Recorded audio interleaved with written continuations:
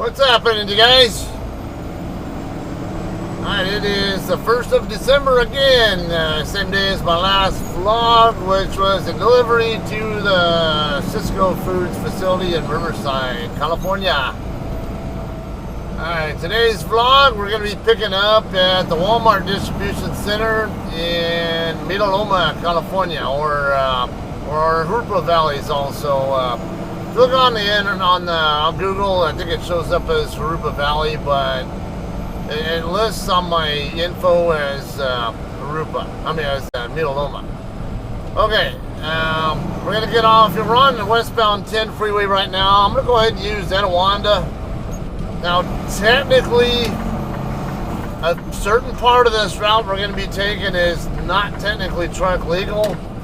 However, I'm going to get more into that in a bit here. Normally what I would be doing if we didn't have all these traffic problems, as you see on my map there, I would normally get onto the 15 South and take 15, and then the very first exit is Jurupa Avenue. I would normally get off there, turn right, take it over to Milliken, which is the same street that the truck stops in Ontario are off of, and follow Milliken down to Mission Boulevard. Make the left onto that ramp that goes down onto Mission, and then right down the street there, make be a right turn, and right after that is the entrance to the DC we're going to. This way, we're going to go straight down Etiwanda, and then right after we get past the 60 freeway, there'll be a right turn we can make, or it's right by the 60 freeway. Be a right turn that we're going to make. Swing it extra wide there. Yep, I see you there. I see a guy. Oops, actually I need this lane here. The other one's an exit turn only. I don't want to get on the eastbound 10. Okay, we are going to have some problems here with the traffic lights, but so be it. I'm going to have issues with traffic lights and traffic on the 10 and 215 anyway. I'm on the 10 and 15 anyway if I were to go the other way. Alright, so yeah, I've been to this shipper a number of times before. I'll probably talk a little bit more detail about the shipper once we're actually there. Because I know I'm going to be cutting a bit of this footage whenever I'm sitting at red lights. If I remember to shut up and wait till the light turns green. In the air.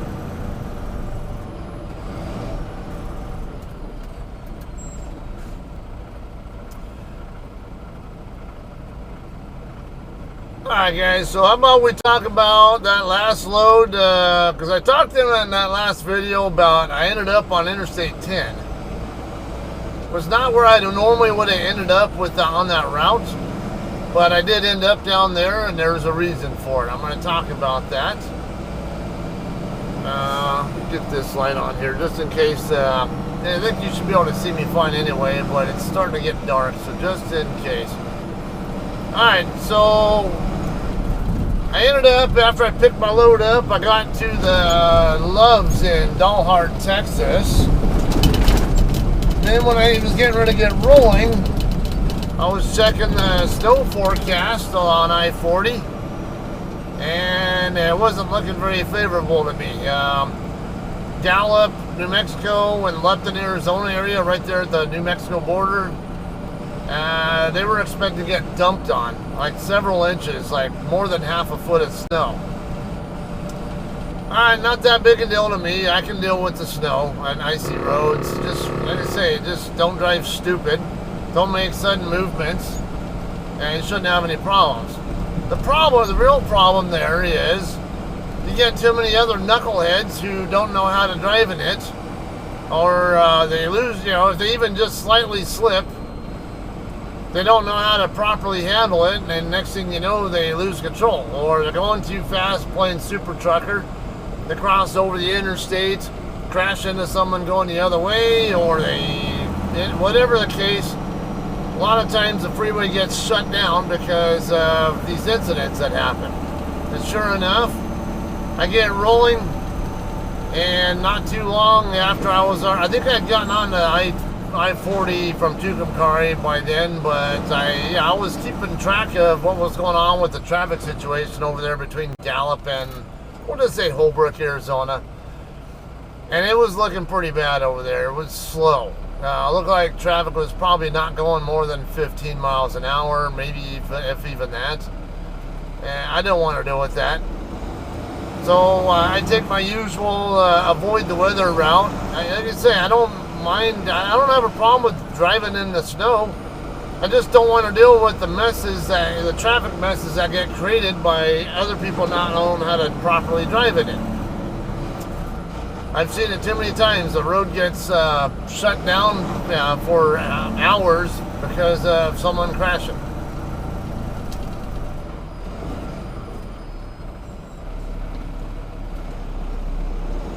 Alright guys, so this is the Jurupa Avenue right here that I was talking about earlier. I can get on to 15 right there. Now, I talked earlier, technically this is not a truck legal route. Well, I mean, Etiwanda, as long as you're on the Fontana side, you're okay.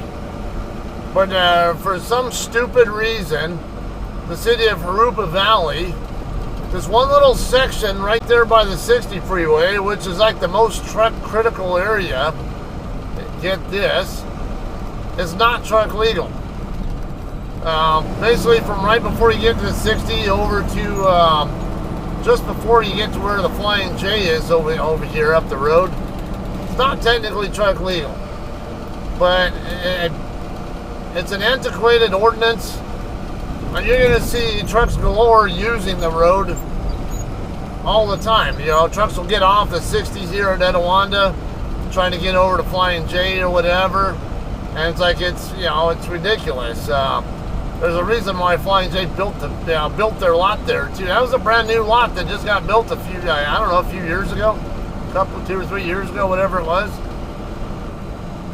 A lot of warehouses here that are brand new as well. I mean, a lot's changed ever since that was a thing over there. So, well, then again, Jurupa Valley itself as a city has not been incorporated for an extremely long time. I don't remember what year it was they incorporated, but I recall I was working at the base, if I remember right. See right here, it's a sign right here, no trucks over 8 tons. So this is basically what we just passed there, Philadelphia Street. From there down, this is Jurupa Valley. And yeah, from here down to where I think it's Von Buren. Shit, right lane closed. All right. So if you really want to play the anal by the book way, dude, you better slow down and turn them damn high beams off too. You can always make a right on to Philadelphia and take that down to Milliken, and then take Milliken down to Mission. We're going to make the right turn on the Mission from here. And then as you see there, it kind of cuts up a little bit. Let me change the view there. Yeah, more warehouses, more warehouses. Well, that's a bus manufacturer there, I think. There's another warehouse, cold storage facility right over here that I've delivered to. I think is it right here off Iberia? I think so. Yeah, right there. There's residential right there, but then right there on the other side of it is this cold storage place. Figure that one out. All right, so anyway, going back to the weather issues.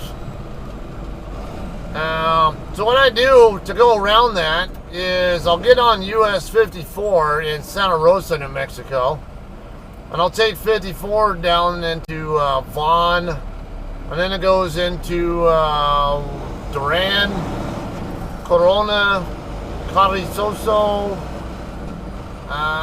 Is there anywhere else there between there and then you got Tularosa? And then after about 10 miles past Tularosa is Alamogordo, New Mexico.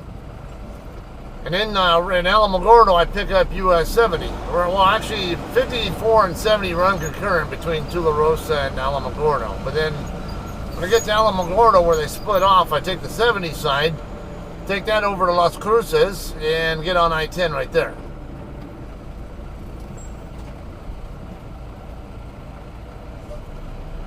So anyway, yeah, I was expecting some traffic delay. Not traffic delay. I was expecting even to get some snow on 54.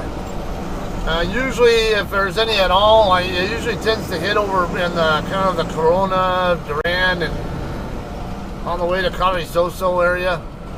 But I mean, if anything gets hit over there at all, it's usually that. But I get through there and I didn't get one drop of anything. It was nice, completely dry, you know, easy trip all the way down.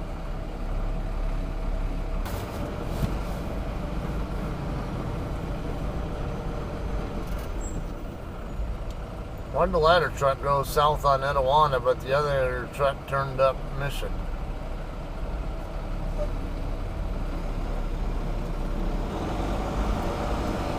Alright guys, so now we look like we should be able to make our turn now.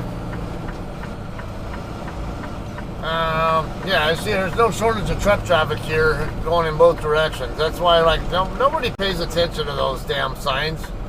It's like Jurupa Valley just needs to deal with the program and change their stupid ordinance here. Alright, we're going to come straight up the street here. So all this traffic up here, most of them are going to probably turn left onto the westbound 60 here in a second. We're going to go past that, and then the next light after that will be Wineville. We're going to make a left turn there, and then the first or second driveway on the right. It's going to be our customer. Alright, now these are drop and hook pickups. They're always dry load, general merchandise type of loads. Every time we pick up from here, they always go to Plainview, Texas, which you guys have seen me numerous times go to as well in the past. It's been a while though. I tend to like these loads though because they usually are light. They're usually no more than not even 20,000 pound loads. And even better, they are, they're not, like, they have a big, huge delivery window, and they're one of those, as soon as you can get the load there, you can drop it. And we've got plenty of time on it before you really have to be there, but if you can get there even earlier, even better. Because you can get it dropped almost like you're doing a regular dry van type load. Well, it is a dry load anyway, but it's just like if you're doing dry van for a living, you know, where a large amount of their freight is drop hook on both ends. That's why a lot of people doing dry van tend to have a bit of more problem when they do reefer freight, because the culture is different. Culture in reefer is you end up sitting in dock doors a lot more, or you're waiting for a dock door or whatever, and a lot of drivers don't have the patience to deal with that. They're more of a go, go, go, go, go. Yeah.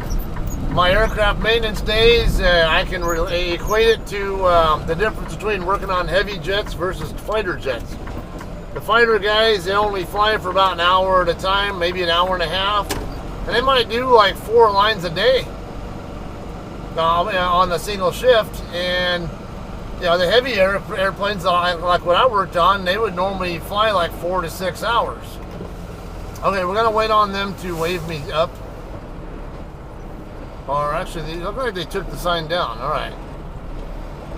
Yeah, they took the sign down. It used to be they didn't want you coming up until they waved you up.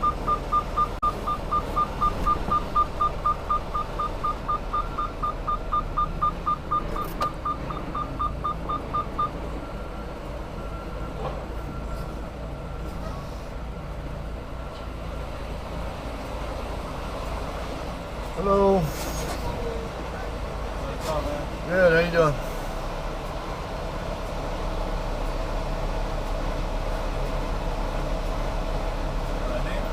Scott? Scott? Yep. And then your license number or your ID number? And loaded or empty? Empty.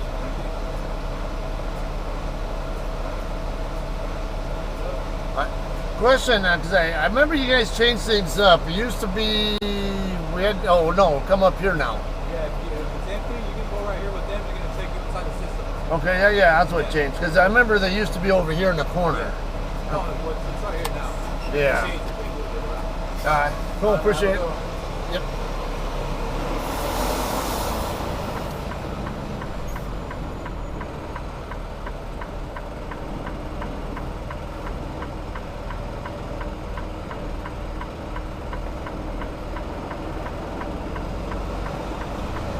Alright guys, had to get myself in a yard move. Now we're going to come up over here.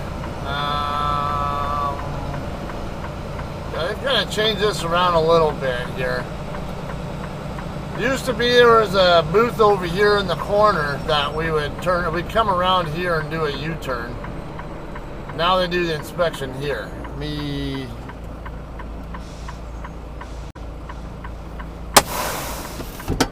Hello. Yep.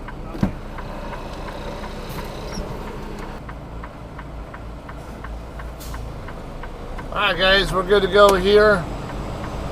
Alright, so what we're going to do next is do a U-turn around this. See, there's even a sign right there saying it's the only thing that they want you doing. Again, this monitor is really nice. Got a nice light up, and I can actually I have a wider view with this than I can through the convex mirror also. It's another bonus about this. And I can see clear as day where that cone was at.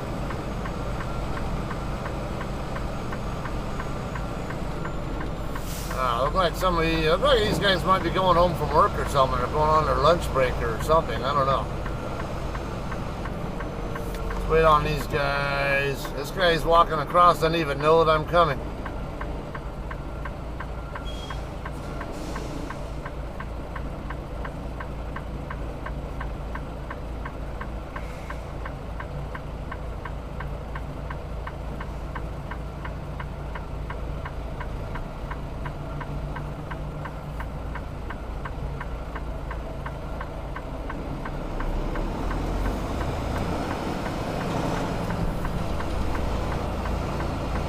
I was trying to make eye contact with the guy back there also to make sure he knows that I'm aware of him.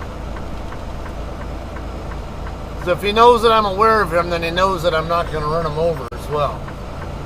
Okay, these spots they tend to be pretty tight.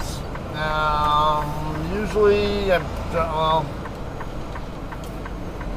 no, these are all dock doors over here, that's right. It's been a little bit. Yeah, I was going to say, I thought this was the lane here that I wanted. We're going to drop her empty over here in this section, wherever we can find an opening. Wow, there's a lot more room here than I'm used to seeing. I've had times where I come here and it's like stacked. These are all, most of these are containers. Alright, so right here, we're going to go ahead and drop it there.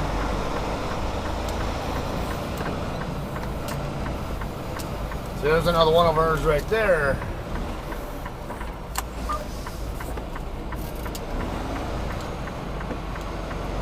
I want to see the front of that container on the blind side as much as I can first. That way I can come in at as shallow an angle as I can. I'm a little bit too close to the one on my sight side. So what I'm going to do there, I'll show you guys a textbook correction there. I'm going to do this, 2-point serpentine. Now come straight back.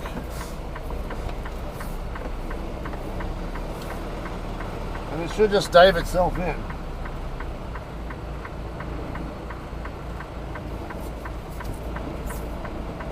If I'm not too late. Yeah, looks like we're good. I'm gonna have to just take some of it out a little bit right now. I'm not going to be able to chase it down quickly enough. So, Okay, a lot of times it's so tight here that I normally will drop drop my landing gear before I even get them all the way through there, but it looked like I should have enough room to work with there though, in this spot. Alright. Alright, so we get this one dropped and then we'll go find her loaded.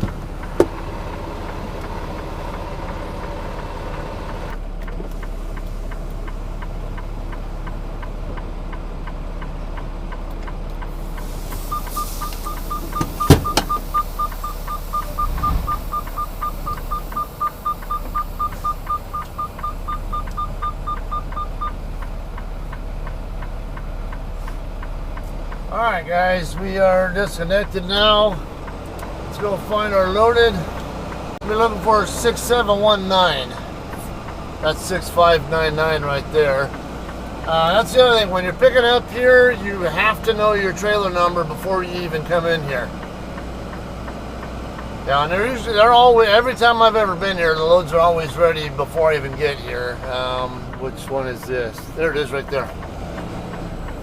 Okay, so this is different.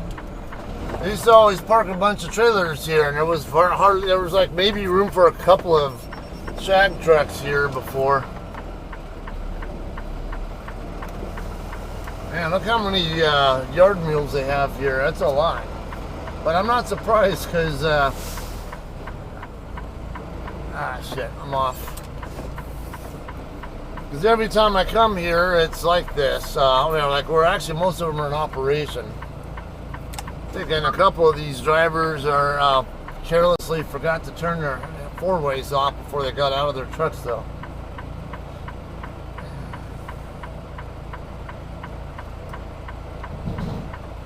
Okay, I'm not really particularly impressed with how much weight I felt come onto the trailer there. I mean, when the trailer hit the kingpin, so I'm gonna put some weight on it first before I back up the rest of the way. There we go. Definitely hooked, but I'll have to double check still. Alright, we get pre-tripped and all that good stuff, and then we'll show you what to do next.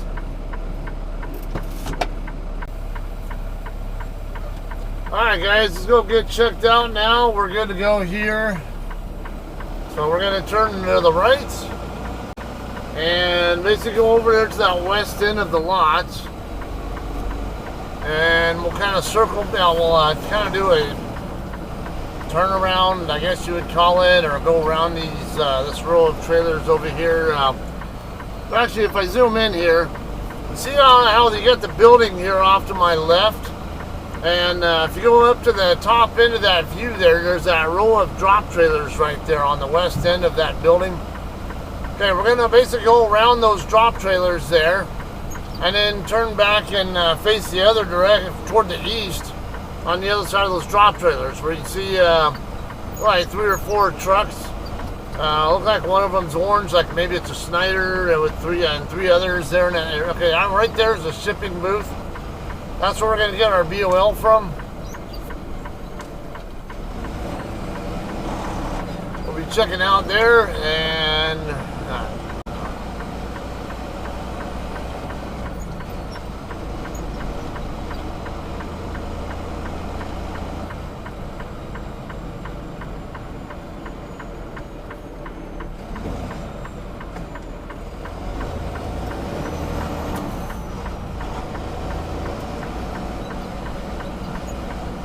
a lot more roomy than I'm used to seeing here.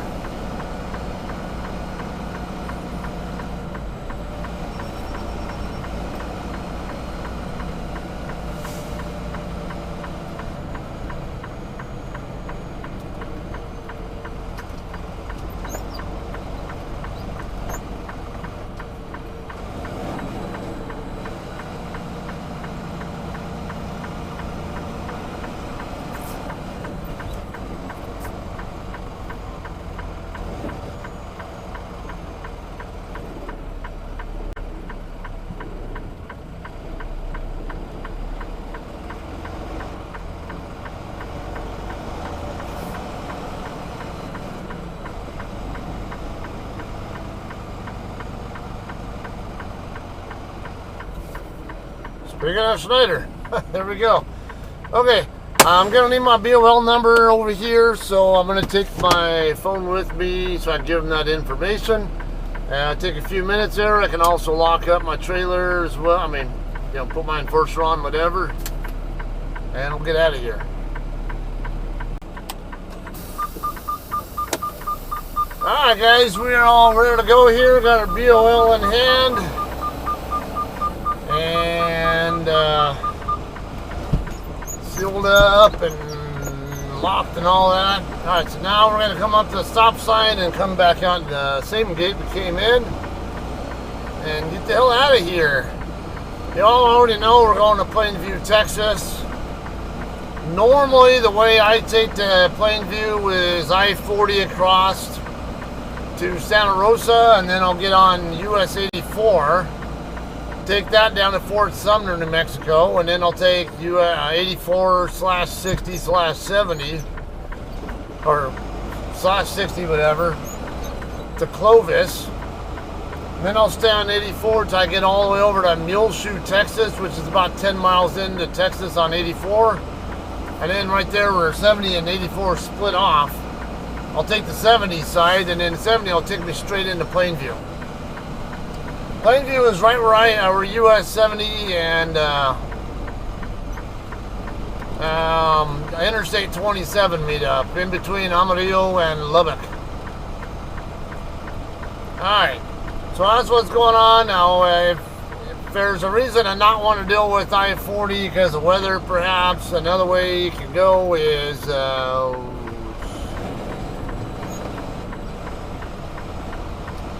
another way is I-10 across, take to Las Cruces, and then get on US 70 right there in Las Cruces, and then just stay on 70 all the way till you get to Plainview.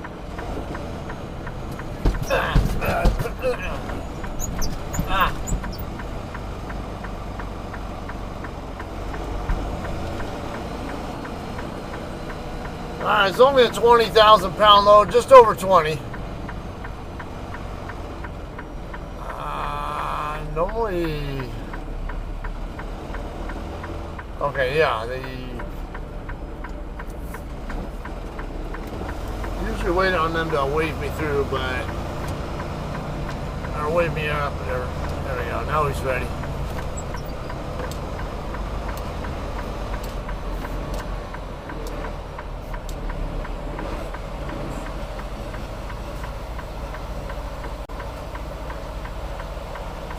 Hello. Go for it, let him check still. Okay.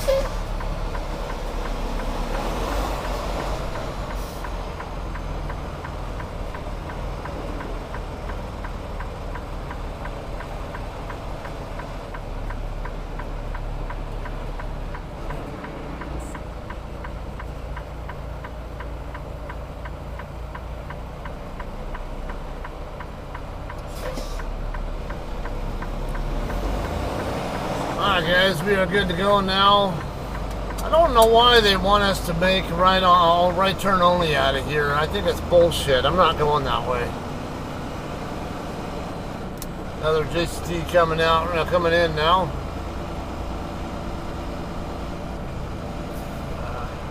He's not even paying attention. Look like he's trying to look at his BOL or something, or his load info, whatever.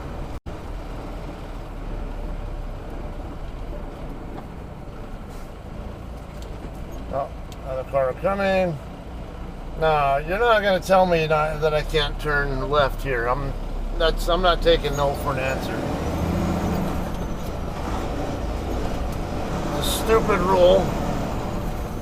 Because I want to take Mission up to Milliken. Not going that way and dealing with even more of the slow traffic on the 15 when I come up Jurupa and avoid some of it. Alright, so that's what's all going on. I'm going to just take the load home right now and spend the night at the house, get some rest, maybe some good food, celebrate a belated birthday for my daughter, perhaps, and get rolling tomorrow. The load is due midnight, at the end of the day, Monday night. But again, as early as I can get it there, if I have the hours to get it there on Sunday, I'm going to do it. I don't know if I have the hours to get all the way there by Sunday, but I'm going to try. Then that can set me up for a reload, perhaps in Cactus, Amarillo, Enid, or Arkansas City, or wherever. That tends to be where we reload at night. I'm going to need I need the left lane here. So I need the ramp up here to get onto Mission. Alright, so that's what we're going to do. Come up, there'll be a ramp I'm going to take up. I have to be on the left side to get to, and then I'll be a right turn onto Milliken, right onto Jurupa, and then the left onto 15 North, and then just 15 North up to my house. That'll be it for my day, alright? That'll be it for you guys too, watching. So, alright, you guys all have a great day. We'll see you guys later on. Shit. No. Fuck it. Come on. God damn it. I hate how that's set up. And this car didn't back off fast enough where I thought I could confidently get back in front of them without causing a bigger problem. Alright, now we're good. I always get mixed up with that. I know this intersection here, and every time it never fails. It throws me off, like which side I need to be on there. Alright, y'all have a great night. We'll see you guys in Plainview, Texas, right? Have a good one.